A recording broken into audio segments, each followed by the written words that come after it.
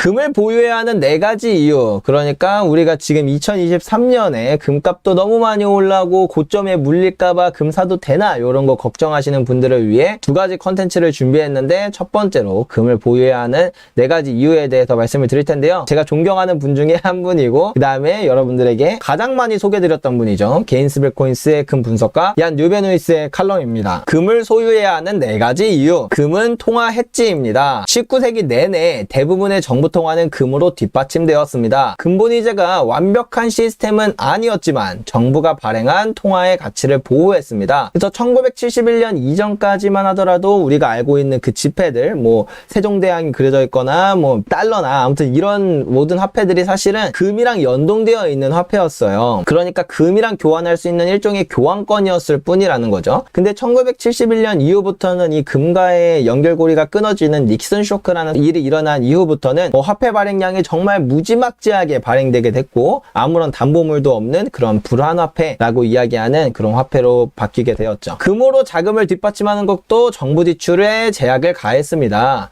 근본이제가 폐기된 이후 수십 년 동안 명목화폐의 구매력은 극적으로 약해졌습니다. 대조적으로 금 가격은 상승했고 대체로 구매력을 유지했습니다. 보시면 이게 근본이제가 유지되는 이 시기까지만 하더라도 이 화폐의 가치가 유지가 되는데, 여기서 벗어나는 순간, 이 근본이제를 탈피하는 순간 화폐의 가치가 무차별적으로 떨어져서 사라지고, 무차별적으로 떨어져서 무차별적으로 떨어지고, 무차별적으로 떨어져서 맨 마지막 이제 이렇게 다 하락하고 있는 이런 모습. 지금 2020년 기준으로 볼 때는 금에 대비해서 화폐의 가치가 거의 99% 정도 하락한 상태입니다. 그러니까 우리가 금이 무슨 가치가 있냐, 근본이제는 구식이다 막 이렇게 얘기를 하지만, 뭐 어떤 부분에서는 구식인 부분도 있어요. 하지만 이 화폐가 가치를 저장한다는 부분에 대해서만큼은 근본이제가 아닌 시기는 이만큼 우리는 화폐를 보유하고 있으니까 손실을 보게 되는 거예요. 뭐 예를 들면 투자의 대가들이거나 아니면 다른 어떠한 그런 이제 촉이 좋은 사람들 같은 경우에는 이런 걸 피했겠죠. 근데 일반 대중들은, 그러니까 웬만하면 거의 모든 사람들은 화폐의 가치는 이렇게 결국에 다 하락해서 제로에 수렴하게 되는데, 그 5,000년의 역사 동안 그 존재했던 모든 화폐들은 다 가치가 0으로 수렴을 했거든요. 다 이런 식으로 가다가 가치가 0에 돼서 종이 쪼가리가 되어버리는 게 결국 화폐의 마지막 모습이에요. 근데 우리가 그 시기를 정확하게 예측할 수 있다? 여러분 할 수 있으실 것 같으신가요? 우리나라 IMF가 정확히 딱 그 발생하는 시점을 예측해서 그때 원화를 버리고 이제 뭐 금이나 다른 자산으로 도망갈 수 있으셨나요? 뭐 아니면은 베네수엘라 국민들은 그 시점이 언제 딱 나타날지 예측하고 그거 바로 전날 맞게 뭐 하이퍼 인플레이션이 발생하기 바로 전날 뭐 도망을 간다던가 그렇게 할 수 있었나요? 그러니까 이런 거를 우리가 예측할 수 없기 때문에, 예측할 수 없는데 반드시 일어나는 일이기 때문에 우리는 이것을, 우리가 화폐를 보유하는 것에 대해서 그런 리스크를 해지하기 위해서, 리스크로부터 나를 지키기 위해서 우리는 금을 보유해야만 한다라는 겁니다. 이것은 종종 인플레이션 해지 역할을 하는 금으로 묘사됩니다. 금의 이 속성에 대해 생각하는 또 다른 방법은 통화 평가 절하에 대한 해지입니다. 세계 모든 통화는 시간이 지남에 따라 평가 절하를 겪었으므로 금을 소유하는 것은 부를 보존하고 저축의 가치를 보호하는 데 필수적입니다. 우리가 뭐 저축한다라고 할 때 당연히 예적금 생각하고 당연히 뭐 이렇게 저금통에 넣는 거 생각을 하는데, 그 시스템 자체도 문제예요. 사실 은행 자체도 문제지만 그것보다 더 이면에 그 우리가 저축하고 있는 그거, 바로 화폐, 원화나 달러나 그 모든 화폐들은 결국에 시간이 지남에 따라 평가 절하되고 가치가 0에 수렴하게 되기 때문에, 그리고 그 시점이 언제 갑작스럽게 우리한테 다가올지 모르고 일단 기본적으로 계속해서 가치가 하락하지만 어느 임계점에 되면 갑자기 0으로 가버려요. 진짜 생각지도 못한 이런 순간이 온다는 거죠. 이 절벽 보이시죠? 이 어마어마한 절벽이 온다는 거예요. 이런 어마어마한 절벽이. 이때를 우리가 정확하게 예측해서 막 그때를 튈 수 없기 때문에 어차피 가치가 하락하고 있는 이러한 자산을 보유하고 있기보다는 금을 보유함으로써 나의 자산을 지키고 그걸로 저축을 하는 게 아주 가치가 있다는 거죠. 그래서 금이 가치가 있다. 두 번째, 금은 상관관계가 없는 자산입니다. 대부분의 경우 금 가격은 독립적으로 움직이는 경향이 있습니다. 물론 금리와 같은 외부 요인은 귀금속 가격에 영향을 미치지만 주식이나 채권과 같은 다른 자산군과 강력한 관계를 공유하는 경우는 거의 없습니다. 이것은 비상관 자산의 의미입니다. 그래서 이게 무슨 말이냐면요. 원래 뭐 주식이 올라갈 때는 달러가 떨어진다거나 뭐 아니면은 뭐 채권이 하락한다거나 이렇게 서로 반대로 움직이는 성향이 있거나 아니면 서로가 서로에게 영향을 주기도 하잖아요. 예를 들면 뭐 비트코인 같은 경우는 주식이랑 가장 유사하게 움직여서 주식 가격이 올라가면 비트코인이 따라 올라가는 경우가 상당히 많아요. 이런 걸 이제 우리가 상관관계라고 말을 하는데, 금 같은 경우에는 주식이나 부동산이나 채권이나 그 어떤 추산 자산과도 독립적이라는 거죠. 그런 것의 가격에 거의 영향을 받지 않는다라는 거예요. 그래서 실제로 그런지를 제가 데이터로 오늘 분석한 내용을 보여드리면 이게 0에 가까울수록 독립적인 거예요. 그래서 보통 이제 한 0.32 이하다 하면은 독립적이다라고 이야기를 하는데, 주식이랑도 독립적이고 국채랑도 독립적이고, 리츠는 부동산이에요. 부동산이랑도 독립적이고 한국 주식이랑도 독립적이고 비트코인이랑도 독립적이고, 그러니까 우리가 금을 보유하고 있다는 건 경제 상황이 무슨 일이 발생하더라도 금을 갖고 있다는 건 독립적으로 움직이는 자산을 보유하는 거기 때문에 내 자산이 아주 안정적으로 유지가 된다는 거죠. 만약에 내가 주식이랑 비트코인을 갖고 있어요. 그러면 주식과 비트코인은 서로 같이 움직이기 때문에 주식이 떨어질 때 비트코인도 떨어져서 내 투자 자산이 한 방에 그냥 밑으로 꼬꾸라치게 되잖아요. 근데 금이랑 주식 같은 걸 보유하고 있게 되면은, 금이나 부동산을 보유한다거나 금이랑 채권을 보유하게 되면 채권이 꼬꾸라진다 그래도 금은 그거랑 전혀 별개의 가격 움직임을 하고 있기 때문에 내 포트폴리오가, 내 자산이 안정적으로 지켜지는데 아주 큰 역할을 하게 됩니다. 그래서 여기서 조금 더 말씀을 드리면, 투자 포트폴리오 전략은 세상에 엄청 많아요. 대표적인 거 뭐 영구 포트폴리오, 올웨더 포트폴리오, 뭐 이런 다양한 포트폴리오 전략들이 있는데, 웬만한 포트폴리오 전략에는 대부분 금이 적게는 7.5%에서 많게는 25%까지 담겨 있어요. 그 이유가 금이 가격이 독립적이기 때문에 이것을 포트폴리오에 담으면 안정성도 올라가고 심지어 수익률도 올라가는 효과를 주거든요. 그래서 우리가 뭐 이제 금에 대해서 잘 알고 아니고를 떠나서도 200년의, 거의 투자 200년의 역사 동안 이제 뭐 존재했던 뭐 보고서, 그 다음에 논문, 이런 것들을 살펴보면 거기서는 이 금의 이 독립적으로 움직이는 이 속성 하나만으로도 포트폴리오에 무조건 담아야 한다고 대부분 적혀 있습니다. 따라서 다각화 목적으로 투자 포트폴리오에 금을 보유하는 것은 이상적입니다. 즉 다각화 포트폴리오는 주요 시장 침체로부터 더 잘 보호됩니다. 한 자산의 클래스의 가격이 폭락하더라도 금을 사용한 적절한 다각화는 이러한 손실을 크게 완화할 것입니다. 뭐 예를 들어서 우리가 한국 주식이랑 금을 보유하고 있어요. 한국 주식이 폭락하면 우리나라 안에서의 금 가격이 폭등을 하거든요. 그러면 우리는 비싸진 금을 팔아서 우리나라 주식 중에 와, 얘 진짜 저평가인데? 얘 가격이 말도 안 되는데? 이런 거를 더 많이 살 수 있는 기회로 우리는 작용을 할 수도 있게 되겠죠. 금은 그 목표를 가장 잘 달성하는데 중요한 역할을 합니다. 그래서 두 번째는 얘가 어떤 투자 자산과도 상관관계가 낮기 때문에 금을 꼭 보유해야 한다. 이제 세 번째는요, 물리적 금에는 거래 상대방 위험이 없습니다. 그래서 요거를 카운터파티 리스크라고도 하고, 그래서 이제 실버아크님이 제 채널에 이제 출연해 주시면서 인터뷰할 때 카운터파티 리스크에 대해서 정말 강력하게 이야기를 해주셨었잖아요. 그 내용인데요. 한번 이제 쭉 이어가 보겠습니다. 거래 상대방 위험은 거래에서 상대방이 의무를 불이행할 가능성이 있습니다. 이 시나리오에서 상대방은 주식이나 채권을 발행하는 회사, 채무증권을 발행하는 정부, 파생상품 계약을 제공하는 거래소, 그리고 지불이 필요한 기타 종류의 계약일 수 있습니다.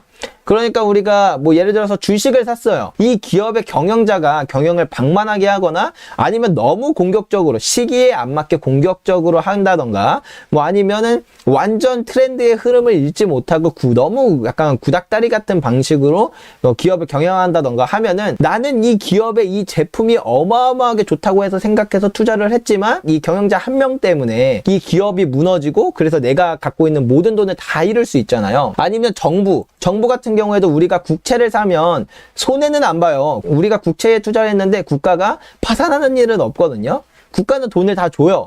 이자를 무조건 다 줍니다. 이자도 주고 원금도 다 돌려줘요. 근데 국가가 이제 정말 위기의 상황이 되면은 어떻게 되냐면요, 돈을 무한정 뿌리다 보니까 돈을 막 발행량을 어마어마하게 늘려요. 그래서 나는 얘한테 1,000만 원을 빌려줘서 5년 뒤에 이 돈을 받을 건데, 막 1년에 물가 상승률이 막 2배씩 올라요. 1년에 물가가 2배씩 올라. 그러면 5년 뒤에는 1,000만 원에 대한 가치가 거의 뭐 100만 원 수준으로 떨어지게 되겠죠. 그러니까 아무리 우리가 돈을 안 갚을 가능성이 제로인 정부에 투자를 하더라도 카운터파티 리스크는 존재하는 겁니다. 그리고 만약에 외채다 하면은 그러면 못 갚을 가능성도 더 크고요.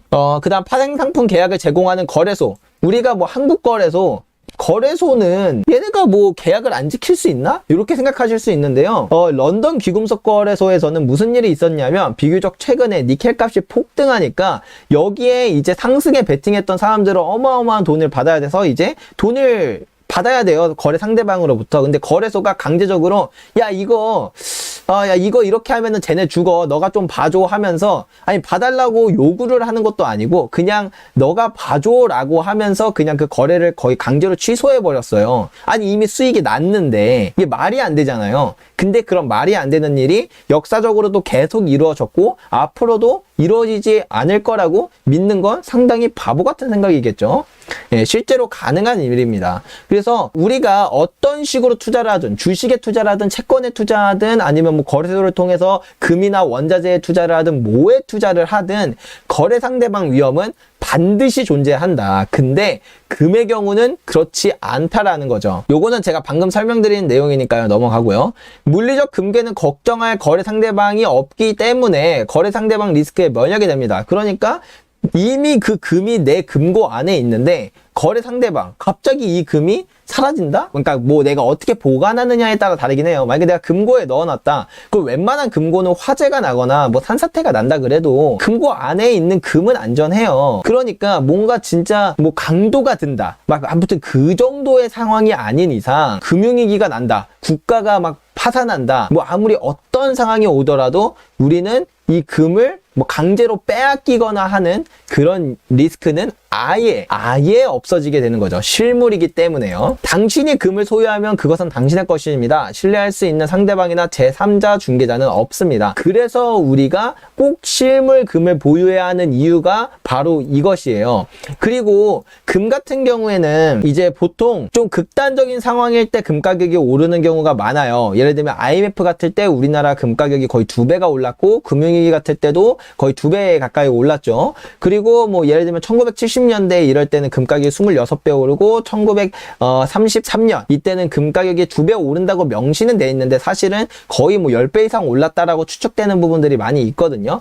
어쨌든 이렇게 금 가격이 폭등하는 시기에는 국가가 이 금을 몰수하려고 하는 그런 역사들이 많이 있습니다. 그래서 뭐 우리나라 IMF 때 금 모으기 운동을 하는 건 기본이었고 은행이나 투자 기관들에 예치되어 있던 금은 인출도 안 됐어요. 뭐 그 다음에 1970년대에는 금 거래 자체가 불법이었어요. 미국에서. 그리고 1933년에는 미국 루즈벨트 대통령이 행정명령으로 그 국민들이 금을 소유하거나 거래하는 걸 불법으로 만들어서 국민들의 금을 다 몰수하려고 몰수했었죠. 근데 이제 개인들이 나 금 잃어버렸다 막 이런 식으로 발뺌해서 몰수를 못했을 뿐이니까 그런 사건이 있었던 것처럼 앞으로 금 가격이 더 많이 오를 거예요. 정말 금 가격이 우리가 상상하는 것 이상으로 많이 오르게 될 텐데 그런 상황이 벌어진다는 건 국가의 입장에서는 국민들로부터 금을 갈취하려는 그런 시도가 있을 확률이 너무 높은 시점이다. 그렇다면 그때 우리가 실물을 보유하고 있지 않다면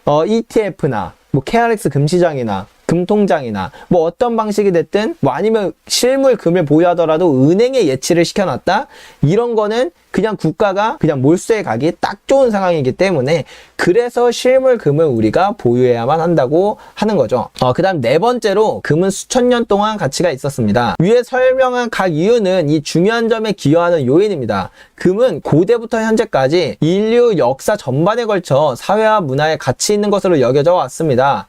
금은 희소 자원이며 금속을 채굴하고 사용 가능한 상태로 정제하는 데 비용이 듭니다. 항상 가치가 있습니다. 이것은 일부 은행가와 정부 관리가 주장한 것처럼 단순한 전통이 아닙니다. 보석과 예술품으로서의 금의 상징적 가치는 황색 금속이 내재적 가치를 갖는 유일한 이유가 아닙니다. 이거는 제가 이전에 한 몇 번이고 설명드렸고 가장 최근 영상 중에서는 금의 진짜 가치는 이것입니다. 금이 돈인 이유, 이 영상을 보시면 더 자세한 이야기 아실 수 있고요. 금은 또한 전자, 항공 우주 프로젝트, 생명공학 및 기타 흥미로운 기술 응용 분야에서 중요한 용도로 사용됩니다. 그러니까 제가 이전에도 말씀드렸죠. 비트코인도 금이랑 닮아있는 속성이 되게 많아요. 거기다 플러스 알파로 비트코인 같은 경우에는 금이랑 마찬가지로 채굴하는데 비용이 든단 말이에요. 그래서 비트코인의 내재 가치는 뭐 얼마다, 비트코인 내재 가치는 충분히 존재한다, 이런 말이 있어요. 근데 비트코인에 있는 내재 가치는 전 블록체인 기술이라고 생각을 하지, 그냥 블록체인에 뗀 비트코인 자체의 어떤 내재 가치다? 말하기 애매하거든요. 그러니까 이런 거예요. 비트코인에서 투자 수요가 전부 다 빠진다. 투자 수요와 투기 수요가 전부 다 빠진다면, 그러면 비트코인이 갖고 있는 가치가 있을까? 남아있을까? 애매하죠?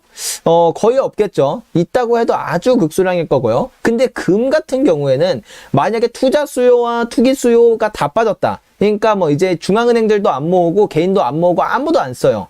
네, 아무도 이거를 투자하지 않아요. 그래도 금은 수요가 어마어마하다는 거죠. 그래도 수요가 충분해요. 그러니까 금은 투자 수요나 투기 수요가 다 빠져도 가치가 있어요. 수요가 어마어마하게 많아요. 실제로 사용이 되니까. 이 금의 불변성, 금의 분할성, 금의 희소성, 금의 안전성, 이 네 가지 속성을 가지고 있으니까 금은 이런 기술 분야에서도 어마어마하게 많이 쓰이기 때문에 금 자체는 이러한 가치를 갖고 있다는 거죠. 그래서 우리는 금은 5,000년이라는 시간 동안 가치를 가지고 돈으로서 쓰였습니다. 이 역사가 그냥 단순히 그냥 3,000년 전에도 썼으니까 지금도 돈으로 쓰자, 이래서 5,000년 동안 유지된 게 아니라, 금이 갖고 있는 네 가지 조건, 그 조건을 달성하는 건 물질계에 유일하게 금밖에 없다는 이 속성이 있기 때문에, 그래서 우리는 그 가치를 인정하고, 아직도 지구상에 있는 모든 금의 약 17.5%나 되는, 거의 18%나 되는 그 양을, 왜 아무런 가치가 없다면